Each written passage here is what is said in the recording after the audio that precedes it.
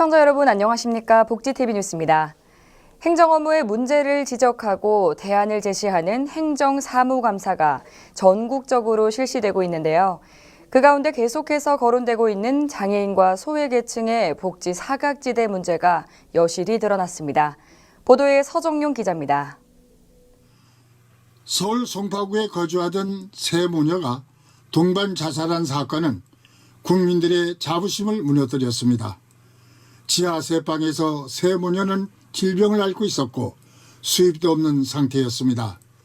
하지만 지방자치단체와 국가로부터 도움을 받지 못했다는 사실은 안타까움을 전하고 있습니다. 이러한 상황 속에 마포구는 장애인들의 요구사항을 들어주지 않는다고 호소하고 있습니다. 우리가 요구하는 걸 하나도 안 들어줘요. 그리고 또 한 가지는 면담을 두 번인가 세 번인가 했어요. 했는데 청장님은 우리 장애인들 연금도 나가고 정부에서 많이 혜택을 주는데 뭘 와서 요구를 하냐. 그리고 또 한 가지는 우리 그 행사를 하고 뭐 할 때는 후원금을 받지 마라. 우리가 다 한다. 그렇게 해놓고 일절 해주는 안 해요. 경기도의회 보건복지위원회는 경기도 복지국 행정사무감사에서 사단법인에 대한 관리 소홀과 장애인 등급제 폐지에도 불구하고 장애인들이 정책 혜택을 체감하지 못하는 현실 등 경로 무료 급식소의 부실한 영양관리를 지적했습니다. 복지 사각지대를 없애려는 제도와 시스템의 정비는 계속되어야 합니다. 장애인들과 소외층들이 힘들고 지친 상황에 놓여 있는 우리의 이웃을 절대 방관하지 않겠다는 우리들의 의지와 관심이 요구되고 있습니다. 복지TV 뉴스 서정용입니다. 장애와 빈곤 등으로 소외된 이들에 대한 예산 확보를 요구하는 목소리가 국회 앞에 울려 퍼졌습니다. 충분한 예산이 없어 장애인 관련 지원들이 필요보다는 예산 맞춤형 정책에 그친다는 지적입니다. 지난 15일 전국 장애인 차별철폐연대 등이 1박 2일 전국 결의대회를 열고 장애 등급제 진짜 폐지, 부양 의무자 기준 완전 폐지를 위한 예산 보장을 주장하고 나섰습니다. 지난 7월 정부는 장애 등급제 단계적 폐지를 공표했지만 장애계는 개인별 맞춤형 지원 정책 추진과 장애인 활동 지원 확대 등을 위한 예산이 반영되지 않았다는 문제를 제기하고 있습니다. 필요와 욕구에 따른 예산이 아닌 예산 맞춤형으로 제한적 서비스가 제공되고 있다는 지적으로 장애계는 2022년까지 OECD 평균 수준의 복지 예산 확보를 요구하고 있습니다. 특히 더불어민주당과 자유한국당의 요구안을 전달하는 한편 최근 자유한국당이 제시한 경제정책 비전 민부론에 대해 장애인과 가난한 사람들에게 제한과 차별을 부른다며 이를 비판하는 퍼포먼스를 진행하기도 했습니다. 장애인과 비장애인 누구나 즐길 수 있는 첨단 기술 축제가 오는 12월 열립니다. 패럴림픽 선수들의 보조기기를 직접 체험해 볼 수도 있고 또 유명 유튜버와의 토크 콘서트 시간도 마련된다고 하는데요. 화면으로 만나보겠습니다. 보조기기를 통해 제2의 삶을 찾은 이들이 있습니다. 군에 복무할 당시 북한 목함 지뢰로 두 다리를 잃었지만 의족을 통해 용기를 얻고 조정 선수가 된 하재헌 선수. 지금은 패럴림픽 금메달을 향한 도전을 계속하고 있습니다. 그리고 평창 패럴림픽에서 아이스하키 동메달을 목에 건 한민수 선수. 한 선수는 지난 3월 열린 서울 패션위크에서 당당한 런웨이를 선보여 박수갈채를 받기도 했습니다.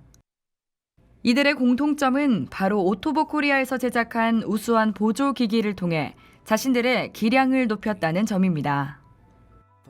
이처럼 첨단 기술과 장애 스포츠, 그리고 그 속의 이야기를 모두 한자리에서 만날 수 있는 첨단 기술 축제 레츠기리가 오는 12월 찾아옵니다. 사실은 이제 레츠기릿에서 나온 저희 직원들이 공모를 통해서 탄생한 말입니다. 그 기술이 모두를 이롭게 한다라는 것을 모토로 실제로 이제 지체 장애인들이 어떤 첨단 기술을 통해서 얼마나 더욱더 행복해질 수 있는지 그런 거를 저희들이 구현하고 싶었고요. 그래서 저희들의 행사 주제는 크게 세 가지입니다. 첫째는 전시고요. 그리고 두 번째는 체험이고요. 그리고 세 번째는 소통입니다. 유명 유튜버와 평창 패럴림픽 국가대표 선수 등이 장애와 관련한 여러 이야기를 전하는 토크 콘서트와 함께 달리기용 의족과 스키, 스노보드용 의족 등 첨단 장애인 보조기기 전시, 그리고 휠체어 골프와 파라스키, 스노보드 VR 체험과 같은 다양한 볼거리와 체험을 즐길 수 있습니다.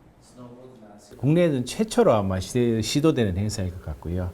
실제로 저는 이제 이번 행사에서는 이게 장애인들보다는 그러니까 비장애인들이 정말 한 95% 정도 오셨으면 해요. 그래서 흔히 장애인들, 특히 지체 장애인들 그러면 이제 주로 이제 길거리에서 휠체어 탄 모습들, 이제 그런 모습들을 많이 보는데 실제 이제 굉장히 이런 우리 그러니까 지체 장애인들이 사용하는 뭐 의족 그리고 보조기 그리고 이제 선수들이 그러니까 패럴림픽에서 사용하는 그런 장비들이 거기에 얼마나 많은 어떤 첨단 기술들이 적용되고 그리고 활용되고 그것을 통해서 이렇게 어떤 굉장히 큰 성과를 내게끔 하는 그런 것들 일반인들 잘 모르시잖아요. 그래서 그런 것들을 한번 실제 오셔서 보시고 그러니까 그런 것들이 그러니까 정말 미래에 얼마나 많이 발전될 수 있겠구나 하는 것들을 한번 느낄 수 있는 좋은 기회가 됐으면 합니다. 한편 기술이 모두를 이롭게 한다는 첨단 기술축제 레추기리는 오는 12월 7일과 8일 이틀간 DDP 크레아관에서 열립니다. 복지TV 뉴스 손자희입니다. 대전시 대덕구에서 노인과 장애인을 위한 여러 행사가 펼쳐졌습니다. 윤성은 기자가 보도합니다. 대전시 대덕구에서는 지난 7일 특별한 마당극이 열렸습니다. 지역의 터를 잡고 살아오신 어르신들이 자신들의 인생 이야기를 바탕으로 1년에 걸친 준비와 연습을 통해 발표회를 열었습니다. 전문 극단인 마당극회 우금치가 참여해서 어르신들을 가르치고 문화예술을 통해서 행복을 이루는 그런 교육 사업입니다. 대덕구 문화원에서 진행된 지역 문화예술 교육의 일환으로 이번 프로젝트를 통해 어르신들에게는 자신감을 심어주고 관객들에게는 신선한 문화 향유의 기회를 확대하고자 기획됐습니다. 즐거웠고요. 행복했고요. 식구들한테도 더 친절하게 말을 하게 됐고 그렇게 됐어요. 한편 8일 대전시 대덕구청 청년관에서는 장애인과 그 가족, 시설단체 및 관계자 200여 명이 참여한 가운데 2019 장애인 가족 한마당을 개최했습니다. 이 행사는 장애인과 비장애인이 함께 나누고 누리는 문화체험을 통해 소통과 화합을 이루는 의미로 대전시 대덕구의 주관으로 마련됐습니다. 지자체나 구에서 하는 행사가 되게 많거든요. 이렇게 한 발짝씩 이렇게 나왔으면 좋겠어요. 이제 요즘은 활동보조사라든가 요양보사 이런 제도가 많이 있으니까 집에서 조금 나와서 이런 기회를 많이 참여를 하셨으면 좋겠습니다. 이날 행사에는 발달 장애인이 펼치는 연극과 레인보우 합창단의 하모니를 비롯 하모나이츠의 뮤지컬 공연으로 화려한 막을 올렸습니다. 복지TV 뉴스 윤성은입니다. 노숙인 커뮤니티 케어를 위한 첫 공개 토론회가 열렸습니다. 2019 노숙인 복지정책 세미나 공개 토론회가 지난 13일 국회의원 회관에서 개최됐습니다. 국회의원 윤소하, 김승희 의원실이 공동 주최하며 종교계 노숙인 지원 민관 협력 네트워크와 전국 노숙인 시설협회, 한국 노숙인 복지시설협회 공동 주관으로 열렸습니다. 이번 토론회는 현재 보건복지부의 지역사회 통합돌봄 선도 사업 중 노숙인 분야만 지자체 선정이 이루어지지 않아 사업이 진행되지 못하고 있는 상황을 감안해 마련됐습니다. 이날 토론회에서 노숙인 등 지원 실무자들과 당사자들의 인식을 기반으로 한 커뮤니티 케어 발전 방안 연구 결과를 공개하고 한국사회복지협의회 장영신 정책연구실장의 진행으로 더 나은 노숙인 커뮤니티 케어를 위한 토론도 함께 진행됐습니다. 올해 처음으로 열린 순천시 장애인 생활체육대회가 성황리에 개최됐습니다. 순천시 장애인체육회가 지난 13일 팔마 실내체육관에서 제1회 순천시 장애인 생활체육대회를 열었습니다.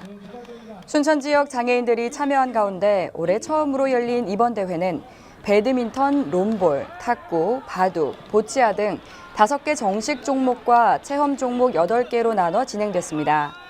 이번 대회는 생활체육을 통한 장애인들의 건강한 삶을 위해 개최됐으며 모두가 한마음이 되는 뜻깊은 자리가 됐습니다. 전남 여수에서 재난대응 응급처치 경연대회와 안전결의대회를 통해 안전에 대한 중요성을 되새기는 시간을 가졌습니다. 이영춘 기자입니다. 여수시는 지난 14일 흥북체육관에서 산업단지 종사자들을 대상으로 제18회 시장기 재난대응 응급처치 경연대회와 안전결의대회를 가졌습니다. 이날 행사는 작은 부주의가 큰 사고로 이어지는 만큼 재난사고에 대비한 인명구조 등 사태 수습 능력을 배양하고 산단업체 간 친목과 안전에 대한 경쟁심을 갖기 위해 마련됐습니다. 특히 경연대회에는 여수산단 21개 석유화학 업체에서 28개 팀이 참가해 보호장비 착용법, 제세동기 조작법 등 현장에서 즉시 활용 가능한 요령들을 경연 종목으로 채택해 경연을 치렀습니다. 본 경연은 신입사원을 위주로 한 경연대회로서 회사 입사 초기부터 안전조치 능력을 함양하는 데 뜻깊은 의의가 있다고 사례됩니다. 이어서 개최된 결의대회에서는 최근 발생한 화재 사고를 계기로 화재 예방을 비롯한 산업 현장에서의 철저한 안전관리로 사고 없는 여수 산단을 만들기로 다짐했습니다.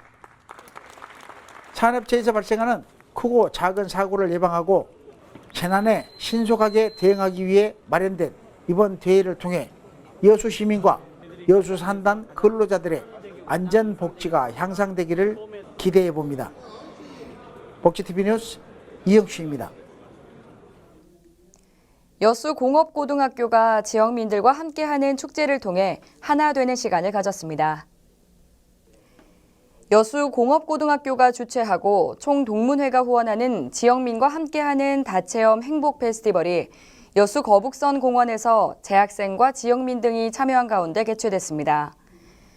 이번 행사는 전남 직업교육의 우수성을 알리고 관내 예비 고등학생들에게 진로 탐색의 기회를 제공하기 위해 마련됐으며 학부모를 위한 입시 상담관 등 15개의 다채로운 체험 부스를 운영해 많은 학생과 학부모들의 관심과 참여가 이루어졌습니다. 다양한 교육 공모 사업을 운영하고 있는 특성화 학교인 여수공고는 올해 들어 현재까지 삼성전자 등 대기업에 40여 명이 취업하는 등 높은 취업 성과를 보이고 있습니다. 유엔 해비타트 한국위원회가 출범했습니다. 유엔 해비타트 한국위원회가 지난 13일 국회의원회관 대회의실에서 문희상 국회의장과 유은혜 교육부 장관 등이 참석한 가운데 출범식을 개최했습니다. 유엔 해비타트는 세계 청년과 도시 정책을 관장하는 유엔 산하 국제기구로 더 나은 도시의 미래라는 비전 아래 세계 193개의 유엔 가입국이 활동하고 있습니다. 유엔 해비타트 한국위원회는 국가 단위로는 세계에서 유일한 위원회로 본부 인준을 받아 지난 9월 설립됐습니다. 계속해서 지역의 문화 소식 전해드립니다. 아이들이 꿈꾸는 세상은 어떤 세상일까요? 아이들의 작은 미술 전시회가 돌산 시립도서관에서 열렸습니다. 이소영 기자가 전합니다. 지난 11월 1일부터 여수 돌산 시립도서관 갤러리에서는 여수 동백초등학교 어린이들의 미술작품 전시회가 열려 관심을 모으고 있습니다. 이번 전시회는 내가 꿈꾸는 세상이라는 주제로 동백초등학교 어린이들이 화폭에 담은 100여 점의 작품이 선보이고 있습니다. 이번 전시회는 수목채 색화로 왕성한 작품 활동을 하고 있는 전남 초등미술연구회장과 여수 여성작가회장을 역임한 손차영 작가의 지도 수업 등 재능 기부로 이루어졌습니다. 행복을 꿈꾸는 작은 미술 전시회를 우리 돌산에 있는 시립도서관에서 갤러리에서 저희들이 전시를 하게 됐는데 마을 학교를 통해서 지역민과 학교가 같이 일원이 돼가지고 애들이 만족했고 또 첫째는 학교 선생님들도 협조를 많이 해주셔서 너무 흐뭇했습니다. 또 휴지거리와 냅킨 아트, 골판지 CD 공예 등 여러 가지 재활용품을 이용한 다양한 작품들도 전시해 관람객들의 시선을 끌었습니다. 돌산 지역의 지역문화 공간인 돌산 시립도서관의 전시 공간을 마련함으로써 지역민들의 문화 감성 지수를 높이고 아이들에 대한 관심을 갖게 하여 아이들이 마을의 변두리에서 마을의 중심지가 되도록 하는 데 일조할 것으로 생각됩니다. 오는 30일까지 열리는 이번 전시회는 자라나는 아이들에게 예술적 감각을 키우고 자신의 꿈을 실현시키는 행복을 꿈꾸는 전시회가 될 것으로 기대가 되고 있습니다. 보치TV 뉴스 이소영입니다. 한국 전쟁 직후인 1955년부터 가족계획 정책이 시행된 1963년까지 태어난 세대를 베이비 부모라고 합니다. 2019년 우리나라 베이비 부모는 723만 명으로 전체 생산 가능 인구의 16%를 차지하고 있다고 합니다. 이 가운데 취업자는 483만 5천 명으로 고용률 66.9%에 달하며 전체 취업자의 17.7%에 달하는 것으로 나타났습니다. 1955년생이 만 55세에 접어든 2010년을 기점으로 고용률이 지속적으로 감소하면서 취업자가 차지하는 비중 또한 감소 추세라는 것인데요. 베이비 부모의 막내 세대인 1963년생이 만 55세를 넘어선 지난해부터 고용률이 70%로 아래로 내려가면서 감소폭이 확대되는 실정입니다. 우리 사회는 2030년이 되면 65세 이상 인구가 25%로 급증할 것으로 전망됩니다. 미국의 경우 베이비 부모는 1946년에서 1964년 사이에 태어난 올해 기준으로 53세에서 72세의 연령층을 의미하는데요. 베이비 부모 세대에서 은퇴를 늦추며 일을 계속하거나 재취업에 나서는 인생 이모작이 새 추세로 자리 잡고 있는 가운데 연방정부가 이를 권장하는 정책을 내놓고 있다고 합니다. 우리나라도 정치적인 해법을 위해 일부 청년 실업 정책에 치중하여 수당을 늘려나가는 것보다 일자리 마련에 역점을 두고 고령사회를 대비한 베이비 부모 세대들의 젊은 시절 국가 발전에 기여한 공을 깊이 새겨서 정책적 지원을 해야 할 것입니다. 행정사무감사가 이어지고 있다는 보도 내용 전해드렸습니다. 송파 세모녀 사건과 탈북모자 사망 사건 등과 같은 안타까운 사고의 재발을 막기 위한 다양한 논의가 이어지고 있는데요. 복지 혜택을 받기 위해 서류를 준비하는 과정에서 포기하게 되는 등의 일이 없도록 복지 사각지대에 놓인 이들의 눈높이에 맞춘 실효성 있는 정책 마련이 필요해 보입니다.